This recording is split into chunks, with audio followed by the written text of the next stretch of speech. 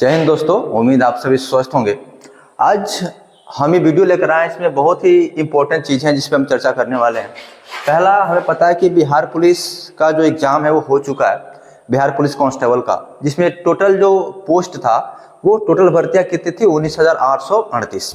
ठीक है, हम बात करने वाले इस वीडियो में कि आपका रिजल्ट कब तक आ सकता है, आंसर की और ऑब्जेक्शन, इसको लेके कौन सा मैटर अभी चल रहा है।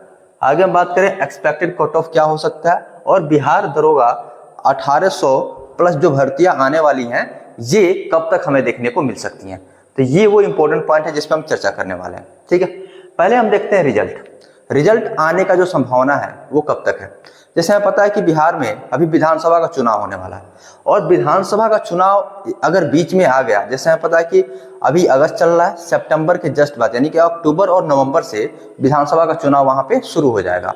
तो चुनाव के बीच में एग्जाम का कोई भी प्रोसेस जो है वो नहीं होगा, तो इसलिए बहुत ज्यादा चांस है कि जो रिजल्ट है वो आपका बहुत ही जल्दी देखने को मिल जाए। मे बी अगर हम बात करें तो जो रिजल्ट है वो आपको सितंबर में या तो मिड में देखने को मिल जाए। सितंबर में यदि हम बात करें तो 15 से 25 तारीख के बीच तक देखने को मिल सकता है। बहुत ज्यादा चांस है कि आपका जो रिजल्ट है वो 15 से 25 तारीख तक देखने को मिल जाए। देखिए, अगर 15 से 25 सितंबर तक अगर आपका रिजल्ट नहीं आया तो मानकर चलिएगा कि वो जो रिजल्ट है वो चुनाव के बाद ही घोषित किया जाएगा। ठीक है, अगर आपके भर्ती प्रक्रिया को जल्दी कराना होगा, तो अगर भर्ती प्रक्रिया जल्दी कब होगा? जब वो आपके रिजल्ट को जल्दी घोषित कर दे। तो बहुत ज्यादा चांस है कि 15 से 25 तक आपका जो है रिजल्ट देखने को मिल जाए। अगर इस बीच जो है आपका रिजल्ट नहीं आता है तो काफी लंबा इंतजार करना पड़ सकता है, क्योंकि जब तक जो इलेक्शन है वो समाप्त नहीं होगा तब तक आपके रिजल्ट को घोषित नहीं किया जाएगा। ठीक है, और रिजल्ट आने के बाद से फिर आपके फिजिकल में भी समय लग सकता है। ठीक है, तो आप लोग जो है फिजिकल की तैयारी में लगे रहिए। रिजल्ट जो है बहुत ज्यादा संभावना है कि सितंबर में ही आपको देखने को मिल जाए, बहुत ज्यादा चांस है। आगे हम बात करें आंसर की ऑब्जेक्शन, इसको लेकर क्या दिक्कत चल रहा है। देखिए, जो आंसर की है ये बिहार पुलिस जारी नहीं करती है। बिहार पुलिस कांस्टेबल का जब भी एग्जाम होता है तो आंसर की को जारी नहीं किया जाता है, जबकि ये बहुत बड़ा रोल प्ले करता है। किस पे रोल प्ले करता है? हमारे भर्ती प्रक्रिया पे, क्योंकि जब आंसर की आएगा ही नहीं तो बच्चों को पता ही नहीं चलेगा कि हमने कितने क्वेश्चन सही किए हैं, कितने क्वेश्चन गलत किए हैं। ऊपर से बहुत सारे एग्जामिनेशन में क्या होता है कि बहुत सारे क्वेश्चन गलत होते हैं। तो जब बहुत सारे क्वेश्चन गलत हैं और आंसर की आया नहीं तो हम लोग ऑब्जेक्शन भी नहीं कर सकते। यानी कि ऑब्जेक्शन का मतलब होता है कि हम उन पे सवाल भी नहीं कर सकते कि आपका ये क्वेश्चन गलत है और इसके जो मार्क्स है वो सबको मिलने चाहिए। तो यदि बिहार पुलिस आंसर की को जारी कर देता तो जो ऑब्जेक्शन है, यानी कि जो भी सवाल गलत होती, उस पे हम आवाज उठाते और उसका जो मार्क्स है वो सबको मिलता। लेकिन हमें पता ही नहीं है कि कितने क्वेश्चन उसमें सही हैं, कितने क्वेश्चन गलत हैं।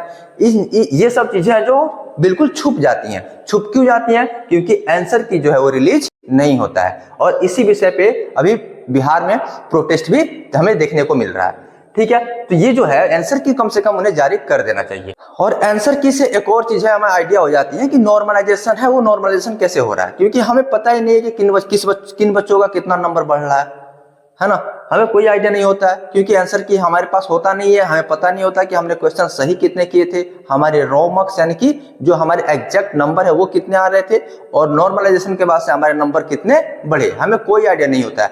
बस होता क्या है कि हम एग्जाम देते हैं और सीधे रिजल्ट में अपना नाम देखते हैं, और बीच की जितनी प्रक्रिया, ये सारे प्रक्रिया जो है वो छुप जाती है। ना ही हमें आंसर की देखने को मिलता है, ना ही हम ऑब्जेक्शन कर सकते हैं, और ना ही हम नॉर्मलाइजेशन को समझ सकते हैं। तो ये सारी चीजें जो है वो एक पर्दे के पीछे होती है। पर्दे के पीछे हम क्यों कह रहे हैं? क्योंकि हमें पता है कि जो चीजें सामने नहीं आती वो पर्दे के पीछे ही होती हैं। तो ये जो है ये भी एक फेयर तरीका नहीं है, क्योंकि बच्चों को पता होना चाहिए कि एग्जैक्ट हमारा स्कोर क्या है, हमने कितना अटेम्प्ट किया है, कितना क्वेश्चन गलत है। गलत क्वेश्चन पे हम ऑब्जेक्शन करें, ये अधिकार जो है वो कम से कम उनको हमें देना चाहिए। ठीक है, अच्छा, आपका जो कट ऑफ है वो क्या रह सकता है? कट ऑफ की बात करें तो कट ऑफ का जो है, हमने इससे पहले एक वीडियो बनाया था, उसका जो लिंक है वो मैं डिस्क्रिप्शन में आपको दे दूंगा।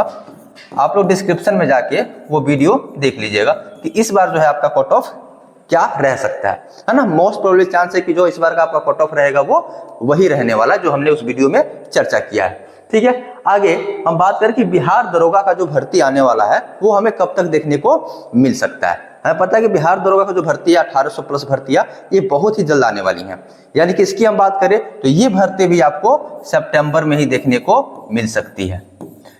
यानी कि जैसे ही आपका ये रिजल्ट आएगा कांस्टेबल का, तुरंत बाद ही आपका जो है वो बिहार दरोगा 1800 प्लस भर्तियां जो है वो घोषित कर दी जाएंगी। तो आप लोग तैयारी में लगे रहिए, लगातार मेहनत करते रहिए, फिजिकल की तैयारी भी करते रहिए, क्योंकि किसका नंबर कितना बढ़ेगा नॉर्मलाइजेशन में हमें कोई आइडिया नहीं है।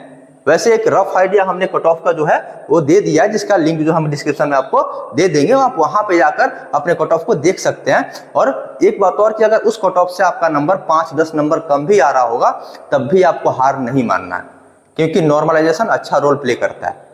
तो अगर उस कट ऑफ से आपका नंबर कुछ कम भी आ रहा होगा तब भी आपको लगातार मेहनत करते रहना है, फिजिकल के लिए खुद को और प्रिपेयर करना है, खुद को और तैयार करना है, ताकि अगर हमारा नाम कट ऑफ में आ जाता है तो हम आगे अपनी सफलता को सुनिश्चित करने से चूके ना।